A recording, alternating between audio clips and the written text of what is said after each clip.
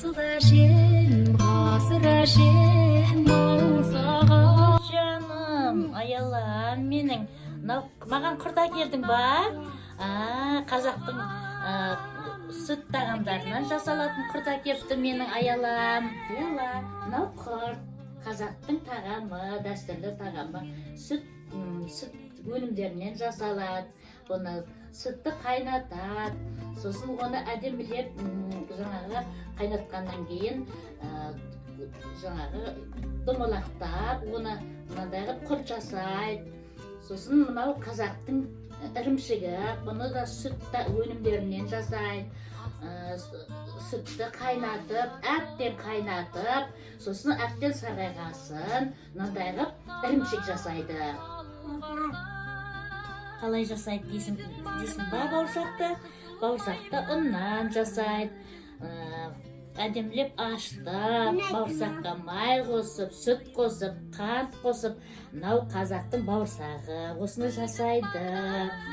Не? Қояйын. Бұл талқан, қазақтың талқаны, дерменді тартып, осындай талқан жасайды, ұн тағамдарынан жасайды. Бұған май қосады, қант қосады, сөйтіп бұдан жаңағы құрт сияқты жент жасайды. Ендеше әжесі мен немересіне мен айраннан бере отырайын. Ауыз тие қойыңыздар. Аяла, мінеки әжең екеуің күшті әңгіме айтып отырып, айран ішіп отырыңдар, иә, қызым? Айраннан ал. Аялам, айраннан ала ғой. Міне қандай көреміз қазір. Күшті қазақтың айраны. Ау?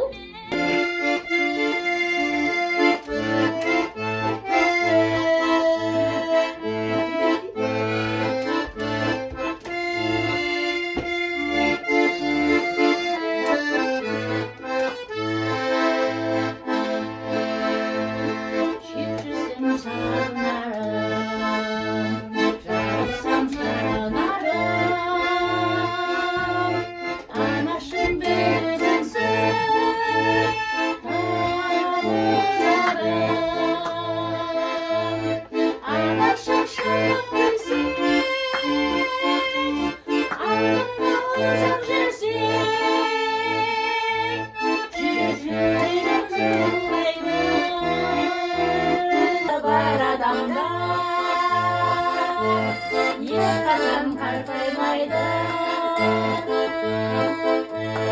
жүрегім жыламайды, көңілім мұңаймайды. Анасы бар адамда ешқашан қартаймайды.